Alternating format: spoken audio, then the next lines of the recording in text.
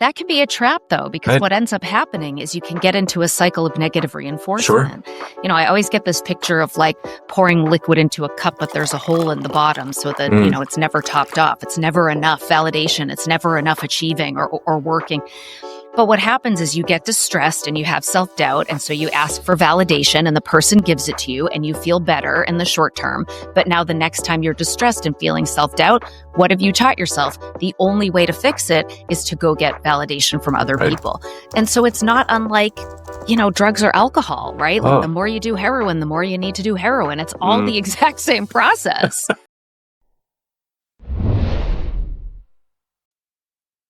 All right, I am Johnny, and I have our definition of the day.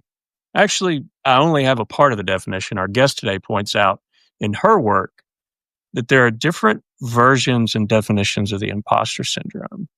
You have the perfectionist, you have the natural genius, you have the expert, the soloist, or, and this one's interesting, the superhuman. So to get the definition full, head over to her website, jillstoddard.com/quizzes, and take the quiz for yourself and find out what type of imposter are you. If you love what we're doing, follow us on social media and everywhere you get your favorite podcasts. It's going to be a killer show. So let's dig in. Well, Dr. Jill Stoddard is passionate about sharing science-based ideas from psychology to help people thrive.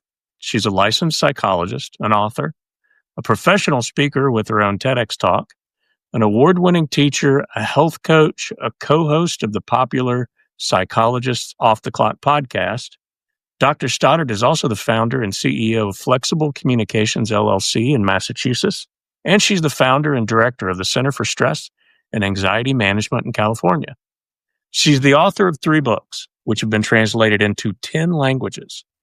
The Big Book of Act Metaphors, A Practitioner's Guide to Experiential Exercises, that's a mouthful, and Metaphors in Acceptance and Commitment Therapy, Be Mighty, A Woman's Guide to Liberation from Anxiety, Worry, and Stress, Using Mindfulness and Acceptance, and Imposter No More, Overcome Self-Doubt and Imposterism to Cultivate a Successful Career. Her writing has also appeared in the Washington Post, Psychology Today, Scary Mommy, Thrive Global, The Good Men Project, and Mindful Return. She regularly appears on podcasts as an expert. We're happy to have her here for various media outlets, including Today.com, The Impodsters, the New York Times, the Washington Post, and she lives in Newburyport, Massachusetts, with her husband, her 2 kids, and a very disobedient French bulldog. And let me tell you, listeners, if your organization is looking for a dynamic speaker to talk about overcoming both self-doubt and imposterism, you should reach out. She brings the sizzle and the science. Check the notes for her details or head on over to jillstoddard.com. Jill, let me say thank you very much from the entire team here at the Imposters. Welcome. You're very welcome. Thanks so much for having me. I'm excited to be here. Fantastic. So my first question I'll start us with is, and I think I may have led you in the very beginning, but what do we call it? What shall we call it? Well, I think that's a really important question and a good place to start, because when this phenomenon was identified, it was never called imposter syndrome. So it was called the imposter phenomenon. And I think it's really interesting. So at the time that Pauline Clance and Suzanne Imes identified this phenomenon, they believed that it was something that only occurred in high-achieving women. We now know that that's not true, of course, but at the time, that's what they thought. And I think it's really interesting that something that was occurring only in high-achieving women was very quickly rebranded into a syndrome, right? A syndrome is a disorder, a disease, a pathology. So there's sexism baked right into that. The other thing is, you guys know this is super common. The prevalence rates actually vary pretty widely, but I would say most studies have it between like 40 and 70%.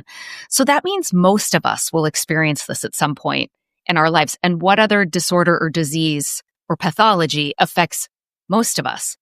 None. That's not a thing, right? So this really is not meant to be called a syndrome. It's a phenomenon.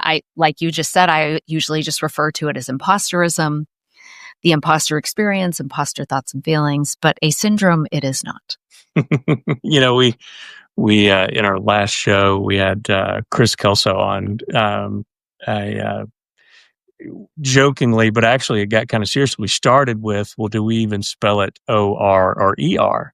The variables there, and initially started being a little tongue in cheek, but it segued into this part of the conversation that what it is really difficult, and it lives on the spectrum, and it's difficult to nail down. I do think that I enjoy talking about what is it not, or what are some of the things that I think I have a personal belief, and I've mentioned this before, that I feel like it's been overly democratized. I do think there's versions of both experiential and then fundamental levels of imposter syndrome or phenomenon or imposterism. And I think imposterism is such a great term. It's kind of universally applicable. But I take umbrage with the idea that everyone experiences it at the higher level pathological type that it's at. I think that has most of these conversations going on around the world right now, where it's not really just about generalized self-doubt. It's about something more sinister.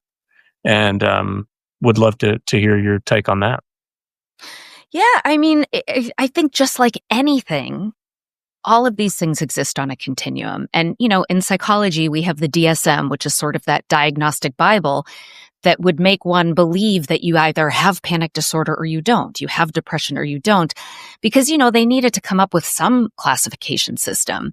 But really, at the end of the day, I mean, all of these kinds of symptoms, qualities, whatever you want to call it, they all exist on a continuum. And so I don't think imposterism really is any different. And for some people, it's far more impactful, and for others, it's more mild. But it exists in some degree for most people. That experience specifically of I don't deserve my success. People are overestimating my competence, and any minute they're all going to find me out. And I think that's really that difference between regular self-doubt and imposterism, is that fear of being found out, being revealed. You touched on something a second ago with the rush to judgment, to put this into, well, it's high functioning women, right? And I think too, when something like that comes up, there is just a really quick, attempt at compartmentalization and isolation. Oh, that's just X, or that's just Y. And so it's interesting to me that, what ends up making the flip into, wait, there's more here, and we're not looking at this correctly. Can you talk a little bit about sort of unpigeonholing that? When you said they lasered in on high functioning women, what was sort of a catalyst to say, wait, there's a lot more here? Yeah, I don't really know the history of how this unfolded, or how they sort of realized that, oh no, this is not just happening in high achieving women. I think the other way it's become unpigeonholed, I think is what you said, is that it's not just something that happens at work or at school. I think initially, the very first definition was something like a feeling of intellectual phoniness that exists and persists despite evidence to the contrary. But you can see this even outside of more intellectual spheres. I think, if you were a stay-at-home dad, you might have this experience, because that's not the most, it's not a common or popular kind of role that most men have. If you are a person who's older, working in tech, perhaps, there are really any kinds of, or the other thing I think about, I guess it's back to parenting, is, I often feel like a fraud when all the other moms are bringing their homemade baked goods and I'm buying the crappy muffins from the grocery store, right? And they're all going to figure out that I'm not really good at this mom thing the way they are. So really it can kind of show up in any environment. And I think what really kind of predicts it. They've done all these studies. They've looked like, is this more common in men than women? Some studies say it's more common in women. Some say it's the same. One study only that I'm aware of found it to be more common in men in a specific sample in an academic setting. But I think that question is oversimplified. And I think that if instead of looking just at this gender binary, if we looked at people who had been marginalized or who had had some experience of being othered in some way, I think that's where you would find it. If you're a person of color who's been told, and whether this is overt messaging or covert messaging, that you don't belong in white spaces, or a woman who doesn't belong in male spaces. But I look at my husband, who's a cis straight white guy, but he grew up being very tiny, like in stature. So he got bullied mercilessly. He grew up with no money, never owned a home, like these kinds of things. So I think really, if you've ever had any experience where you have felt othered, that can kind of lead to a vulnerability to experiencing these thoughts and feelings. So it's like anybody could potentially have that experience. So I think that brings me to my next question for you. And it's something that honestly, I mean, it's a little meta because it sounds as though it is imposter syndrome or phenomenon or imposterism. But we are 3 hosts that are straight white males, all over the age, 40, 45 and up. And I've found myself asking, where do we gain our authority to talk about this in the first place? We're not psychologists. The answer ultimately is as sufferers, we should give ourselves allowance to talk about this very important topic. But what I'd like to hear from you specifically is, as a professional, and as really someone who understands the concept as what I would consider a specialist and expert, someone who's written a book on imposter. How does it feel with us interlopers? Well, that's funny, Johnny. That makes it sound like you used to feel a little bit like a fraud doing this. I was going to say, I think we just closed the loop. Maybe it answers itself. Interlopers, because like I just said, I think this can truly impact anyone. And I honestly think that the reason that this is so common is because I think it's evolutionary. If you think about early humans, like 100,000 years ago, right? Early humans, we didn't have claws, we didn't have fangs, we didn't run at high speeds, we had each other. And we know that early humans who hunted and gathered and traveled together had a survival advantage. So how do you make sure that you don't get kicked out of your tribe? You constantly check your status against the group. Do I add value? Do I measure up? Are they going to figure out that I'm not pulling my weight, that I'm not as good as these other people? Because if they figure that out, if I'm revealed as less than, then I'm kicked out and I'm dead.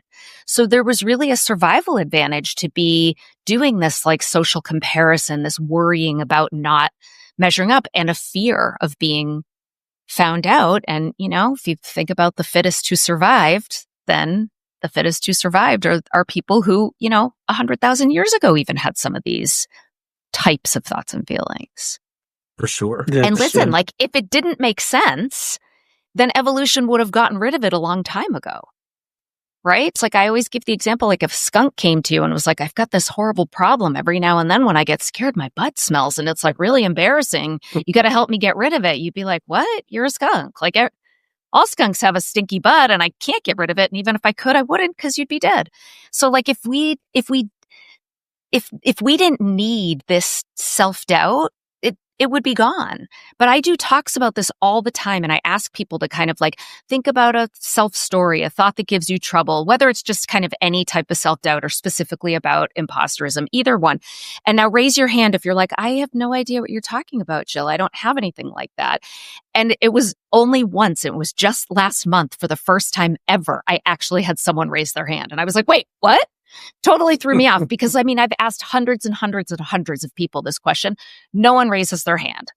And then I say, probably it's more like, gee, Jill, which one? I have so many. And of course, everybody laughs because that's relatable. And so if it's true that it appears to be part of the human condition that we experience self-doubt and I'm not good enough thoughts and fear that we're going to be found out, there has to be a reason for that. It has to be adaptive or it would have gone away.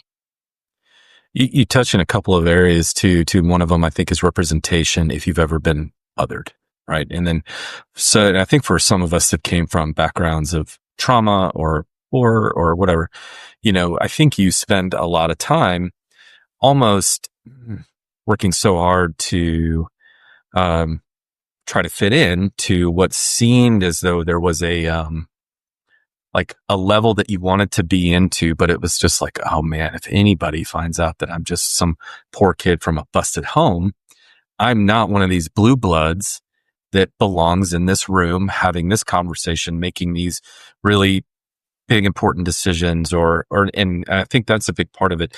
But you touched on something else too. It's what was the crucible that defined you? So I love your analogy of the skunk. It's like, why would you change that? And so the first time I ever really opened up about a lot of this to a certain leader, who's a very non-typical leader who was able to normalize so much for me. And then I immediately felt represented, I immediately felt safe to be like, oh, okay. And then a big part of his pitch to me was like, I wouldn't change a thing about how that experience ended up designing you, because you built some skills in that are really valuable. So we talked a little bit about the high levels of people that experience this, but you've seen those that haven't, that aren't struggling with this particular scenario. What's wrong with them? With those people that just are unburdened by self-doubt, by lack of confidence. Maybe that's the syndrome we need to be talking about, and let's call that a syndrome. Well, it does have a name, not really a syndrome, but you must have heard of the Dunning-Kruger cognitive bias. Does that ring a bell? It does. Right? So Dunning-Kruger is that you overestimate your competence and you lack the competence to understand that you're not actually competent. So I think that's, part of the people who say that they have never had this experience and don't recognize it. I think some of them probably fall into that pool. I think for some, like my dad doesn't have the Dunning-Kruger thing. But when I was first writing the book and I was telling him about it, he was like, huh, what's that? And I thought he didn't recognize the name, but as soon as I defined it, he would recognize the issue without knowing what it was called. And he was just utterly just dumbfounded. He had no recognition of ever having this experience in his life. I had a doctor, a dermatologist who I was chit-chatting with, same thing. He was just like, no idea, had never had this experience. And I don't know the dermatologist very well, but I know my dad pretty well. And he doesn't have a history of being othered. He's in all of the kind of privileged groups, and he has been told his whole life that he belongs at all the tables. So he's never questioned whether he belongs at all the tables. And then I certainly think, you've got your maybe smaller subset of like narcissists and psychopaths who might also not recognize this in themselves either. On that topic, this is a little bit of a strange tangent, but I did some fiction writing for a little while, and when I was able to, one of them was a slasher novel that I was trying to write, not my genre, but it was fun for a little while. And what was really fun was trying to sort of inhabit that character of essentially a serial killer, of a psychopath. And there were glimpses and moments, and I pull this from movies that I've watched and from books that I've read, but there was a freeing feeling in some ways inhabiting that character that was unburdened and unfettered, fearless by the doubt, and fearless in so many ways. And that it's such a strange phenomenon, and it's kind of funny you mentioned that part of it, because I found myself most freed from the imposter when I was writing a character that was literally a psychopath. And we don't want that to be our intervention. No. Right? Surely we'll just turn there's everyone into psychopaths, and then nobody will have any self-doubt anymore. Yeah. I think I cut out for a second, guys. I really apologize. Don't know. Yeah. Do you want to go back to your? We question? can edit that piece out. Yeah. Yeah, no, it was it was the second piece, which is number one, representation. Until I had that, and then I felt like, oh, okay, great. And then someone recognizing the build, going, no, I need this build in certain situations. Don't change a thing. Like, but let's channel it. Let's learn how to channel all that energy appropriately. But most of what you have going on is a good thing. And so some of us don't understand what that design flaw might be invoking, and sort of is that can become really useful, like hyper awareness about certain things, being able to read body language, right? All these things that might come out of a trauma-based situation, but then what ends up being their real application, where it's like, oh, that's a gift that you have, that ability to read these people, read this room and see what's going on, or some amount of hypersensitivity to other certain things that may or may not be going well. Things like that. And so for me, you touched on it a bunch, where it was like, if you've ever been othered, that was the big one. And, yeah. So there's a great book by Stephanie Fu called What My Bones Know.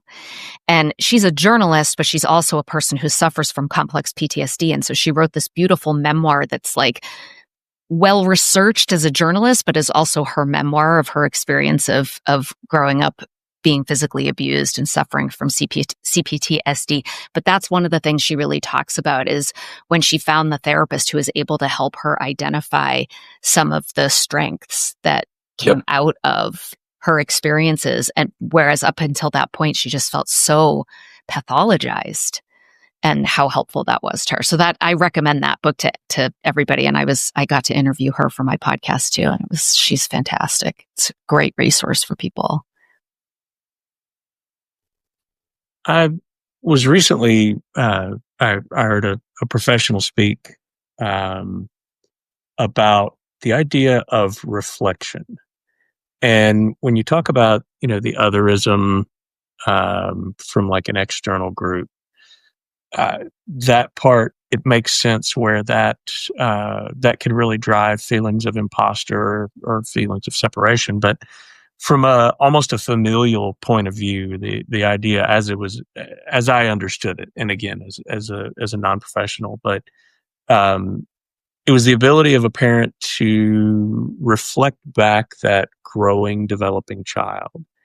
And what I saw in that conversation was a really interesting opportunity at that developmental level, that if that reflection starts to break down, there's almost a form of otherism that could occur there, where if that reflection doesn't create a very solid, centered self, then that feeling of otherism could come in really in that initial dynamic where the psyche gets created. And so I'm wondering, on that topic of reflection, how would you see it tying into imposter syndrome or imposter phenomenon? Well, I mean, I think our learning history definitely plays a role. Like I said, I think evolution is a big part of it. And then, how we're raised, how we experience our parents, and our parents experience us. But what's interesting is I've had clients who had hypercritical, judgmental parents. And I had that experience too growing up. My parents called me Tubby and Little Tubbette and Tubby 2x4 who couldn't fit through the kitchen door. I know, it's awful. It's awful. It's awful. And I'll tell you, are we allowed to swear on this podcast? It fucked me up. Have at it. Right? Like it fucked me up. Okay, and certainly made me feel less than, and like I don't belong, and like I have to earn love and praise and approval and all that kind of stuff. But I have a former client, who had like the kindest, most loving, supportive parents in the world. And she still struggled with this, because it was sort of like the pendulum swung too far in the other direction, where like they did so much for her that she failed to develop a sense of self-efficacy. So like her inner critic was basically saying, I can't do anything on my own. I can't even, like, she had a hard time making a decision, like just what to do with an hour of her time. She felt like she needed someone else to tell her how to spend her time, because her parents were like too supportive. You know what I mean? Or you think about the like your parents are clapping because you're going down the slide at the playground, but it's like on some level, you're not really earning it. So then it becomes this like, oh, I don't really deserve the praise. Like, so you can see how even having really supportive parents could lead you to this place of they just don't know me. Like if they really got to see the real me, then they would realize I don't really deserve this promotion or this award or this whatever, just like I didn't deserve the clapping when I was going down the slide when I was 3 years old. So, I mean, it's a mystery. That is one of the kind of black holes in psychology. There are some theories about why people do end up with the different kinds of struggles they end up with. And some of those theories have some empirical support. But, if any shrink ever tries to tell you, oh, this is why this happens, or, oh, this dream means this, they're full of shit. Like we don't actually really know. We have a number of hypotheses. But certainly we know that the way people are raised influences, all of us sitting here, exactly the baggage that we carry with us was certainly influenced by our childhood experiences. But why, like a kid who's physically abused, you could have two people that have very similar backgrounds, but end up with very different looking struggles when they grow up. It's a bit of a mystery. Great case in point there with just even my sister and I, same household, same whichever's, two completely different paths. And I honestly think that one of the paths was, okay, learn how to harness this, learn how to use it, learn how to and enjoy what some of these are gifts, and you're just going to have to deal with it versus cope really negatively any way that you can in order to overcome the rest of those feelings. And, yeah. There's a guy, I think is it Paul Gilbert? I want to give the right credit. I think it's Paul Gilbert, who's an expert in compassion and self-compassion. And he says, like, whatever it is you're struggling with, it's not your fault, right? We all land in this place for lots of different reasons. None of this is your fault, but it is your responsibility. Right? So like I could sit here and talk about how my parents screwed me up because they called me Tubby and, whine about it all day long and be the victim, but like nobody is going to live my life but me, right? So I have to choose how I want to deal with that and how I want to show up in my life, despite, we've all been dealt a certain hand. It's not our fault, but it is our responsibility. We're the only ones who can show up and live our lives the way we want to. Agreed. And that was often like kind of a debate, I think, a lot between my sister and I. It's like, at what point are you going to look at what happened in these parents that we got, or this situation with our mother, and with an adult lens, and rather than a child like dependency lens, and you will never ever get what you're looking for with the child lens. But if you can put on a lens that's adult to adult and start seeing your parents as probably just highly flawed individuals that you choose to accept into your life rather than still in a childlike state of dependency, because that rub is always going to be there until you break that childlike state of dependency. Takes a responsibility. You didn't choose what happened to you, and then choose acceptance. I couldn't even utter the word acceptance at one point. Yeah.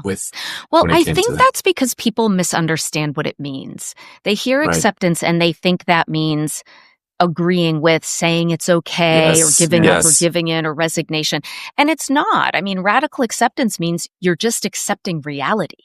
This was your reality, and that is not going to change. So can you accept that this was your reality while also not liking that this was your reality, right? You can choose to not like it and accept that it's what happened. Absolutely. Yeah. There was an interesting, and this is a little bit of a counterpoint to some of what Jeff was saying, but I've heard of the idea of to heal a wound that happened upon your child self, that adult thinking actually doesn't really work in the beginning phases. To really understand that trauma that occurred from the point of view of the child, you almost have to come in through that point of view to be able to unpack it in a certain way. And I think in some ways there may be some acceptance components there, because as an adult, there's some things that are unacceptable that as a child are actually completely acceptable. For example, the role of the parent. The child expectation is that the parent is divine, is almost, God. From the point of view of a child, that's a completely logical expectation because in many ways that's how the world works. And so to unwind some of those things, I've heard some theories around the idea of you can't really use your adult mind to understand the trauma that happened in a child phase. Am I close to something on that one? Yeah, not necessarily. There's a lot of different evidence-based trauma treatments. There are like lots of different roads that lead to Rome, or whatever that saying is. There's exposure therapy is evidence-based. EMDR, eye movement desensitization reprocessing is evidence-based. There's a number of them. Trauma-focused cognitive behavioral therapy, and none of those treatment, when they say evidence-based, none of them are 100% effective for 100% of the people 100% of the time. So we still have a long way to go with all mental health, whether it's trauma-related or anything else. We have some really good treatments that are really effective. None of them are 100% effective 100% of the time. So we're still trying to figure it out.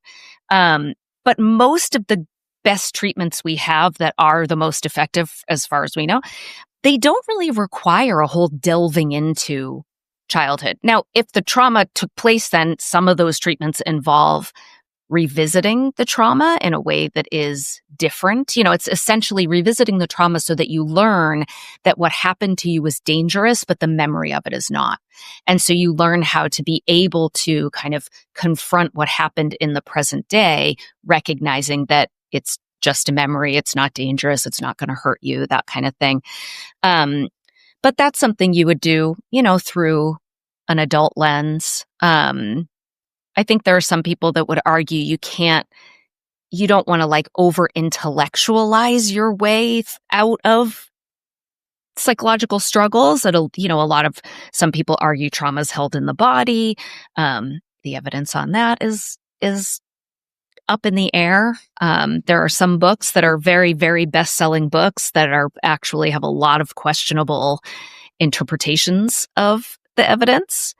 But I think it's really for anyone who's listening who is struggling, I think it's really about finding a therapy that's the right fit. And more importantly, finding a therapist that's the right fit. Because at the end of the day, that is still what accounts for most of the outcome, or the greatest proportion of outcome in these treatment studies.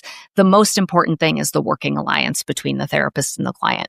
Trusting that person, feeling safe with that person, and, the techniques are secondary. So I would say find someone you love who does practice through an evidence-based lens, treatments we know work for trauma or whatever the issue may be. Which makes sense. And personally, that's been, I had an experience of multiple levels of not so great fits for me, and found my way to a therapist that actually process worked for me. His fundamentals worked for me. Interestingly, for the first time in probably almost 20 years, I've taken a break from therapy.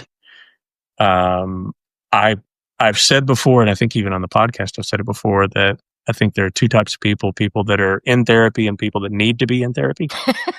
And maybe that's not a fair statement, but it does seem to be awfully correct in so many ways. But I think that process that resonates, it still has to be, the fundamentals have to be based around good science and things that work, but there also does seem to be a style component. So I want to pull us back to imposter syndrome specifically. I would love your take on something that I've been noticing, and you've probably heard the the green Buick phenomenon, where when you get a green Buick and you're out on the interstate, suddenly you see green Buicks everywhere, or when you're looking for something, suddenly you see it. Mm-hmm. I am noticing a conversation around imposter syndrome that seems to be really growing in size and volume and pace, and it seems to be a popular topic. What is your What's your experience? Yeah, I mean, it's out there in the ether, and we're so connected now with everything in social media, and it certainly seems to be something that people are talking more about. I mean, if you look at you can do kind of like a Google Analytics type search to see how often people are typing in certain words, and if you do a search on imposter syndrome, it has it has increased exponentially over time, the amount that people are Googling those words together to try to learn about it. I think there's a lot, on TikTok these days. I'm too old for TikTok, but I think there's a lot of people over there talking about it. So can you share, Jill, personal experience where you felt imposter syndrome creeping in and how you handled it? Oh, goodness, yes. I think the one that always comes to top of mind was when I was applying to graduate school. I had a mentor and I had told her what I was interested in studying. And, she said, well, if that's what you want to do, you got to apply to work for Dave Barlow at Boston University. And I was living in San Diego at the time, and Boston's home for me. And I thought, I don't want to go home. But okay, if this woman thinks I need to apply there, I should apply there. And then it was so long ago, I looked up in a paper book, all the stats to find out all the information. It wasn't even on the internet yet. And, I saw how competitive it was. They accept like 1% to 2% of people. So I was like, there's no way I'm getting into this program. So I'm not going to bother telling my family. Like, I don't want pressure to come back home, but I'm not going to get in anyway. So there's no point. And then that secret kind of ate away at me. I was feeling really guilty. So eventually I confessed to my dad. And my dad's a business guy. He knows like literally nothing about mental health. And he says, Dave Barlow, the psychologist? And I was like, yeah? Oh, I play golf with that guy. And I was like, what? And it turned out they belonged to the same golf club, and they had played golf a handful of times. And, he bumped into Dave and said, oh, my kid's applying to your program, yada, yada. Fast forward a few months, I got in. And that was 25 years ago. And, you read my bio at the top. I've accomplished a thing or two in that 25 years. And I still get this like ball of anxiety in my chest telling you this story right now, because I still like really worry that the only reason I got like a mediocre applicant like me could have gotten into a stellar program like that is because my dad knew the director. And my mind right now is telling me that the two of you and everyone listening is going, well, duh, yeah, Jill, that's obviously exactly what happened to this day. And so for me, like what got me really interested in studying this more and writing the book, it wasn't so much the existence of this imposter phenomenon, like that made sense to me. It was the way you can't outrun it. Like, it just seemed to me that, like, at some point I would get enough achievements under my belt that I would eventually feel legitimate. Yes. And the opposite happens. And that's what the research shows, that success and imposter syndrome are positively correlated. As one goes up, the other goes up. And that fascinated me. Because that's counterintuitive, right? Shouldn't you be able to, like, portfolio your way out of this thing? But no. Right. We've talked some on the podcast about the paradoxical nature of it and how odd it is that high performing individuals and one of the personally, this is something I've always felt to be true, that there's an energy that's going to get expended in my brain, and I'm always trying to disprove that voice. And so, that energy, I've watched it burn me hollow in certain scenarios and times in my life. But as I've aged, one of the things that I've accepted is I don't believe the voice is ever going to go away. I don't think it's ever going to stop. But what I can do is I can use it as fuel. I can harness it. I can point it in the right direction, or really, even more importantly, I can point it away from the bad directions that it can go with substance abuse and depression and, all of the things that come along with it. And so that strange paradox of high performing individuals with crippling self-doubt, it is a quandary, but at the same time, it kind of makes sense. It does. if Well, it's I a guess it drive. kind of makes sense in that you like now you have a reputation you need to defend. Like I Oh. always think of like Oscar winners. You'd think that once you win the Oscar, you're like, okay, I'm done, I'm good. But no, because they're like, well, shoot, now like somehow I fooled them into giving me this award, and now I have to live up Mhm. to being an Oscar winner. Now every performance has to be Oscar worthy. So it's like the higher you climb, the more you're expected to know, the better you're supposed to be. So even if you don't feel like you've gotten that much better, there's this added pressure to be that much better. Completely. And kind of along with that was learning, okay, what are my physical reactions to those feelings? Like what are my behaviors in order when those things come up? Johnny, you mentioned that, we're going to find coping mechanisms or whatever. But even in say like whether it's a professional sense or an achieving sense, it was, okay, it doesn't feel like it's enough. So for me personally, it was going to be, I'm going to go pursue some validation, external validation, because I can't tell for some reason, it can't come from me going, look at your resume, look at your accomplishments, look at this thing that got published, right? All of that and go. And that should quell the fear. No. Or overworking. If I keep doing, if I keep delivering, that's gonna feed the beast too. And what you don't realize is there's just until you realize, there's no outrunning it. Then you can draw a boundary. And, Chris Kelso touched on this too. He kind of named his imposter. And just like you would with any other relationship, draw some boundaries. Like, nope, you're only going to get me so far today, right? In these things, you're only going to keep me up so late. Or you're only I know I'm got this really overwhelming sense of feeling like I need some validation right now. And I think we all get healthy doses of that, but I think there's imposter syndrome level of validation that we want. Like, can you tell me I'm okay and did the right things, please? And, that can be a trap though, because Right. what ends up happening is you can get into a cycle of negative reinforcement. Sure. I always get this picture of like pouring liquid into a cup, but there's a hole in the bottom so that, it's never topped off. It's never enough validation. It's never enough achieving or working.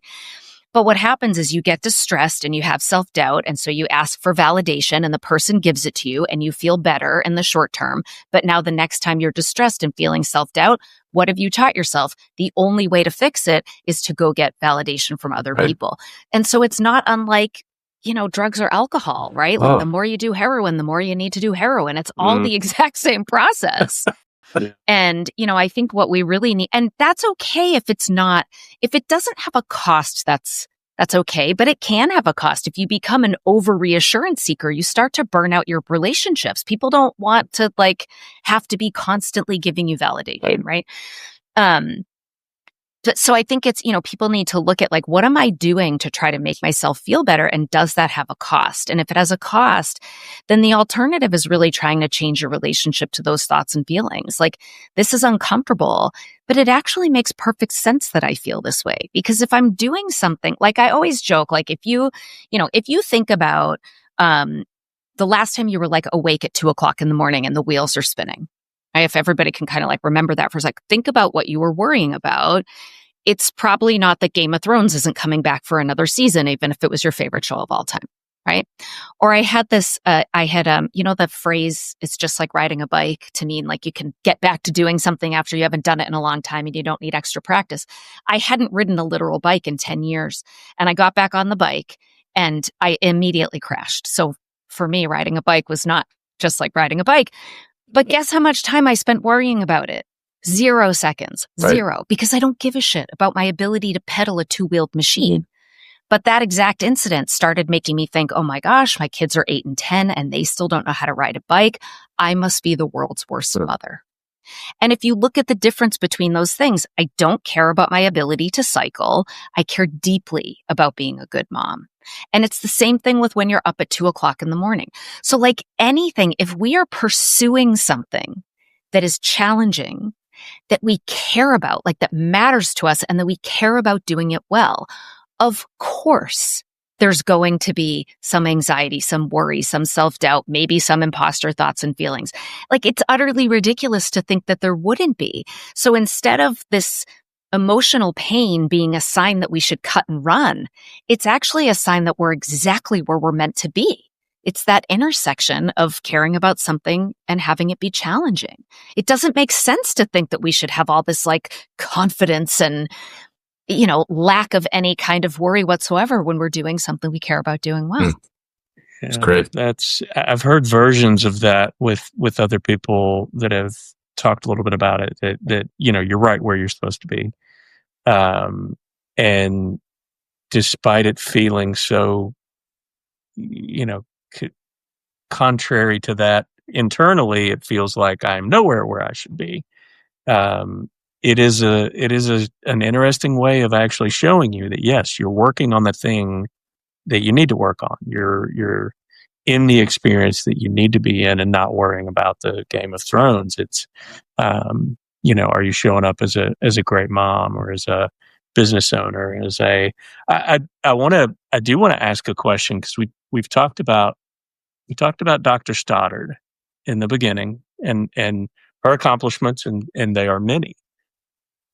Tell me about your journey, your hunger from a creative point of view. And as an author, I see where your writing has gone tied in with the Dr. Jill Stoddard.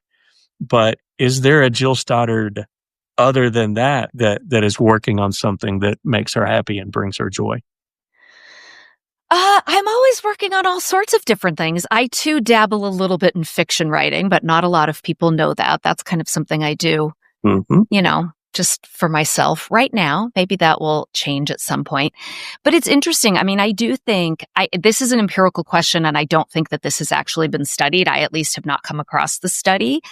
But I do often wonder whether this imposter stuff tends to show up more in creatives or when people are doing creative work. And, anytime you do anything creative, it's like by nature, you're putting it out there for critique. And it's painful to be criticized and critiqued. Hold on. I just lost my train of thought. Where was I going with that? You were asking, okay. Yeah, got it. So I started creative writing many, many years ago. So not my psychology books, not work stuff, but like personal essays and that kind of thing. And for me, it was kind of like my own form of therapy. And I was writing children's books, then personal essays. And I wrote for 10 years. And of course, the goal of these is to get them published, or I think I entered a couple into contests. So to win a contest or to get published. And guess how many pieces I got published in, or contests I won in 10 years? Is it greater than zero? It is not greater than zero. Oh, yeah. It is zero. But now this might be where people are like, well, gee, Jill, maybe you're not good at this. You did it for 10 years and this didn't happen. Maybe you should have hung up the typewriter. But the thing is, I wasn't doing it just for that reason. Yes, that was my goal. But I think, we live in a culture where we're so goal focused. Like if you set a goal, you achieve it, you're successful. But that means if you don't achieve a goal, you're a failure. And I think we have that wrong. And for me, writing was about creativity. And I wanted to show up as a person who perseveres, who builds her skill, who learns about an industry. So like I always say to people, keep your why close by. Or in the type of therapy I do, acceptance and commitment therapy, our main goal is psychological flexibility. And that's really about making conscious, deliberate choices to live in line with your values, irrespective of what your thoughts and feelings have to say about it. And so for me, I wanted to achieve those goals, of course, but there's also a lot of external factors that you don't control when it comes to publishing and other creative work. And Jeff, both of you guys are somewhat in the music industry, right? But certainly in the music industry, it's not just about talent. You get plenty of talented people who still should make it maybe, but don't. And so, it's really learning how to hold those outcomes more lightly, to do what's required to make it more likely, but to hold the outcomes more lightly. And guess what? In year 11, I published my first essay. Well, while you were talking, it was sort of interesting. I had a bit of an epiphany, and it's that one of the dynamics of imposter syndrome is that we ignore evidence. The plaque's on the wall, the accomplishment is made, the checks cleared and the money's in the bank, the company got sold. Whatever those requirements are. As you were talking through, it does seem like it's more about the process of expending that energy that's built up inside of us. And if we're just going to ignore the outcomes anyway, is there some inherent intrinsic part of ourselves that almost values the process and procedure more than the actual outcome? Yeah, that's a really interesting point, because we don't let the outcomes convince us that we're good enough anyway. Yeah. Right. Just because you publish the book or the essay doesn't mean you're like, okay, now I'm a real writer. I must be good at this. You still feel like a fraud.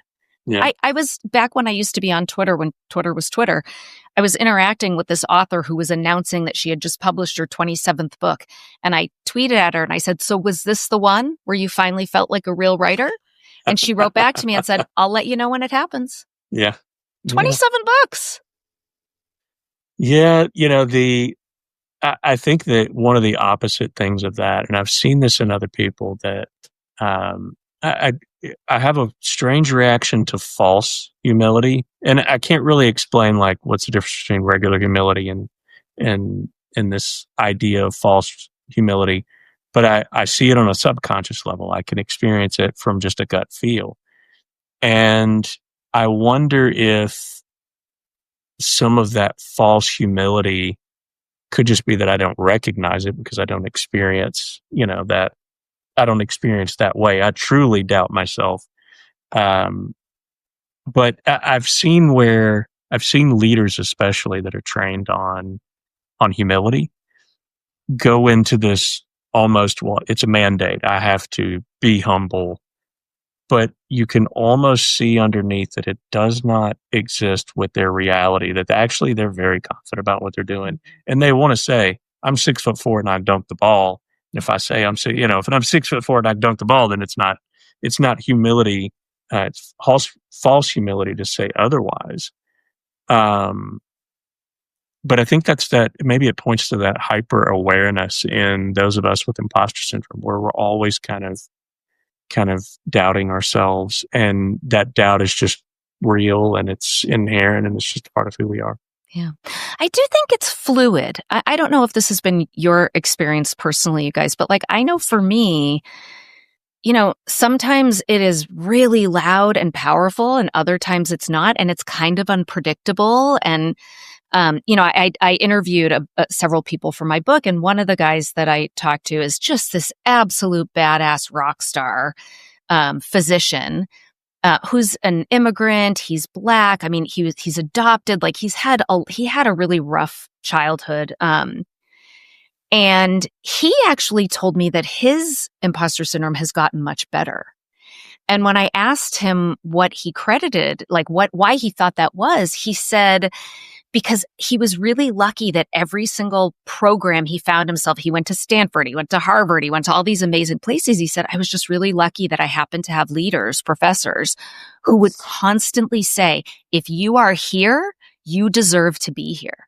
Yeah. And I have a lot of people ask me, like, as leaders, what should we do to support our workforce? I'm like, well, I think you could do two things. One is when people express that they have these thoughts and feelings, tell them that you have them too. Not if that's a lie, but knowing how common it is, we know it probably isn't a lie.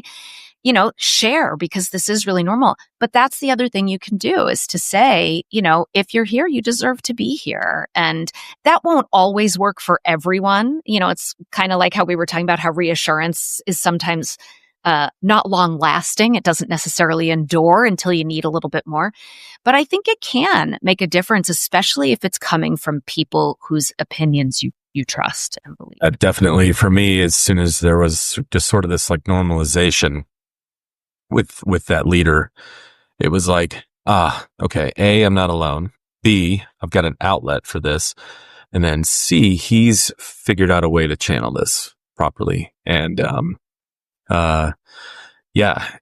just that reassurance from that spot, like, yeah, of course you deserve to be in here. And it's almost like if you look at your leaders in a way and go, did they make a really bad decision? Are you doubting their judgment? Of course. Yeah. I need you in this room. I wouldn't have promoted you otherwise, right? Or I wouldn't have given you these opportunities to do that. So let's get that behind us too. Like I didn't have the label of imposter syndrome at the time, but it was almost like, in a way, you're doubting my decision making for having you work on this. That's a great point. And that's how I get myself out of the spiral around Dave Barlow and only getting into grad school because my dad knew the director. I tell myself, well, Jill, that is very offensive to Dave Barlow. Like, you're not giving him very much credit. Like, he must be a real dirtbag if he's going to let his golf buddy talk him into giving away one of 12 spots to someone who doesn't deserve it. And then you're going to go on and make him look pretty bad if you don't deserve to be there. So that really makes no sense at all. Yeah. Right? I came away from that combo like, oh man. Yeah. Okay. Good deal. Yeah. Well, I would like to get one of the things that we do. I've been Jeff and I both, we've talked about this in the past, but we've both been really surprised with the way people are so willing to talk to us when we're booking guests. And so I think a part of what we'd like to do is people that are listening, resources, other people to listen to. If you had to name or list maybe 3 other people that are really important voices or emerging voices or have great things to say about imposterism, imposter syndrome or phenomenon, who would you point out? Who would you recommend to a friend? I can only give you one, and I'll tell you why. I have a bias, I'll admit it, but most of the work I'm familiar with out there is here's how to strong arm your thoughts and feelings and build your confidence and, try to feel better about all this stuff. And I just don't think that's the way to go. And if you look at your own experience of, you guys were talking earlier about, I could read off your resume about all the amazing things that you've done, and your brain is going to go, yeah, but, there are some thoughts that are amenable to change, but those deep, I'm not good enough thoughts, they just don't work that way. And so for me, you have to learn to change your relationship to those thoughts and feelings and give up that fight and that struggle to try to get rid of them because it's not effective. And so that's what my whole book is about. It's that building that psychological flexibility. It's that understanding that whatever it is that I'm worrying about is actually a bright red neon arrow teaching me what I deeply care about. And, can I learn to make space for my discomfort?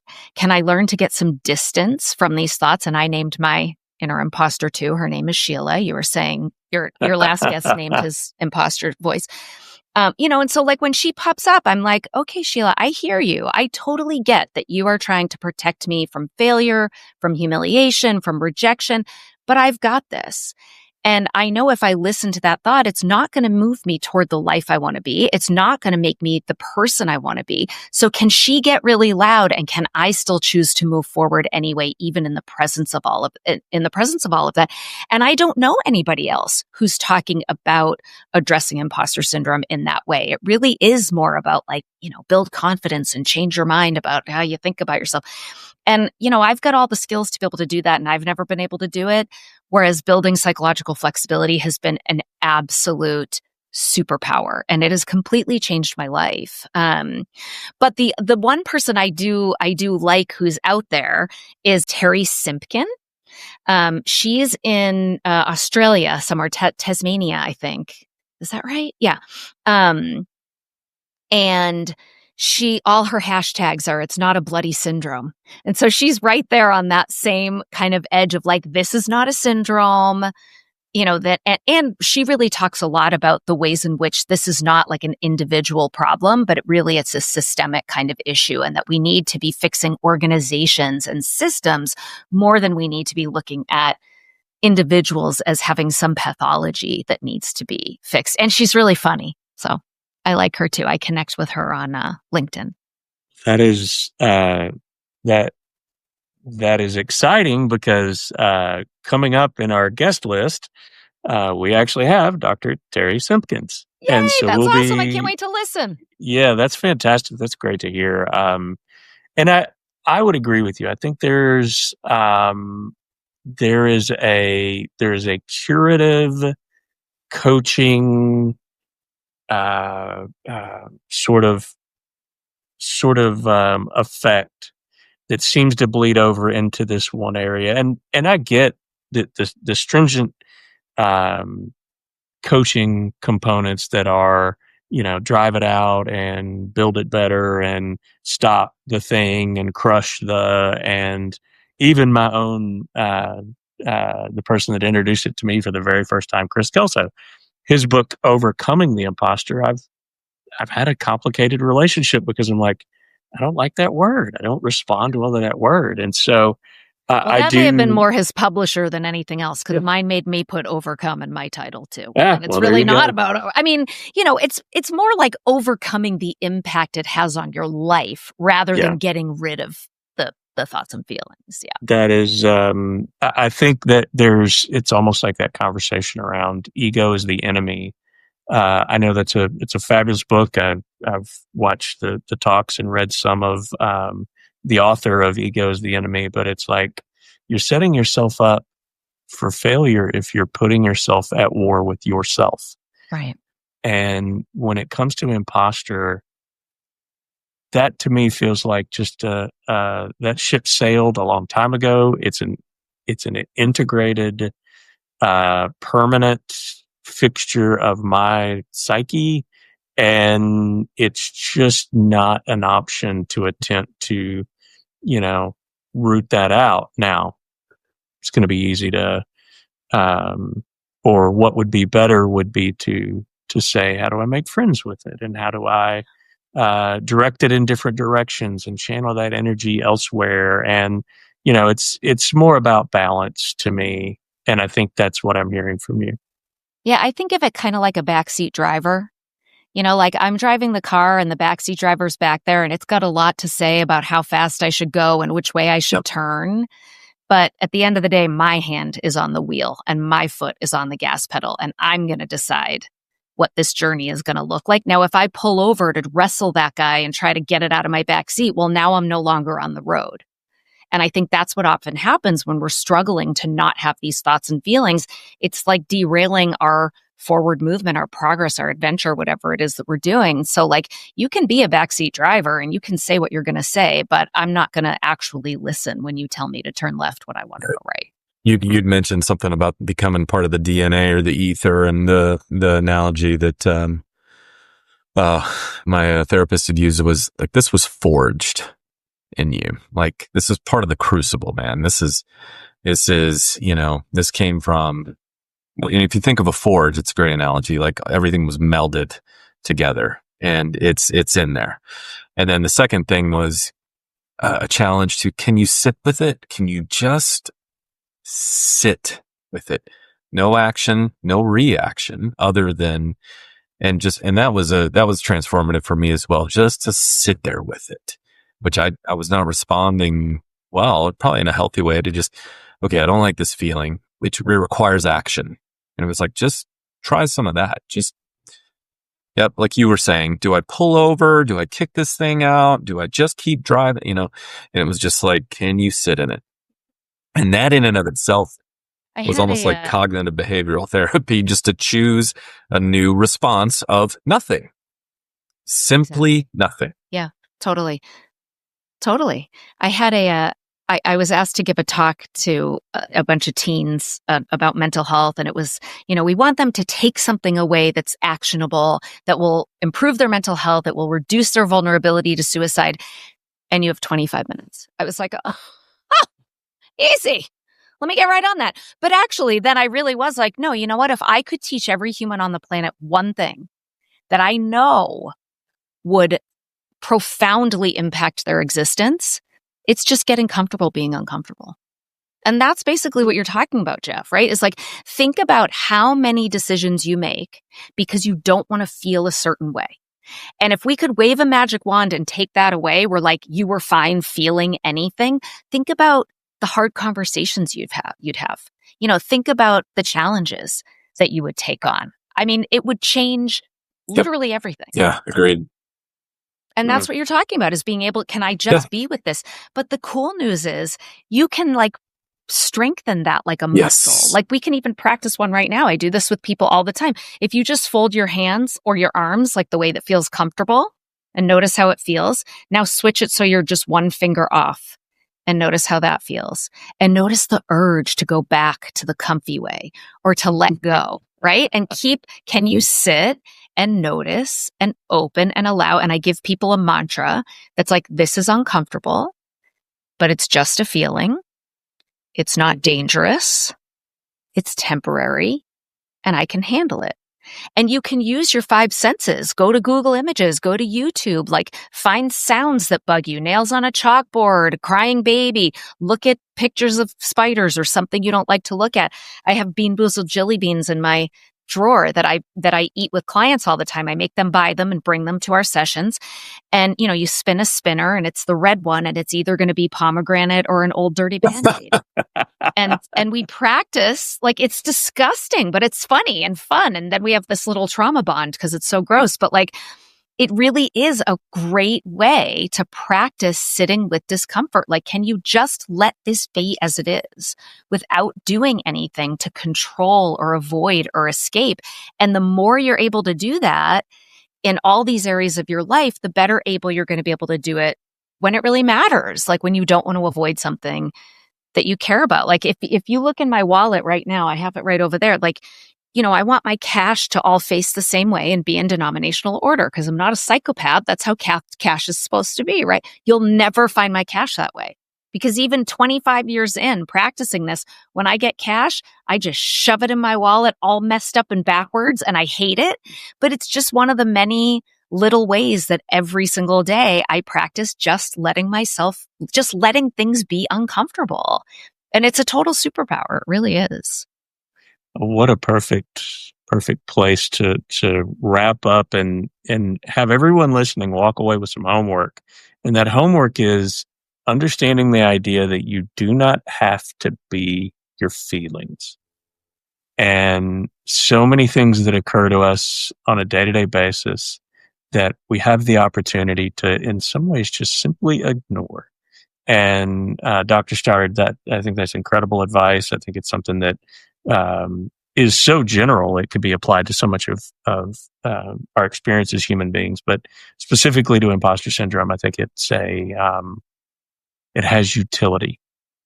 And I think that is something that I'm gonna spend the rest of the day working on and trying to figure out better ways that I don't have to be my feelings. So I want to thank you.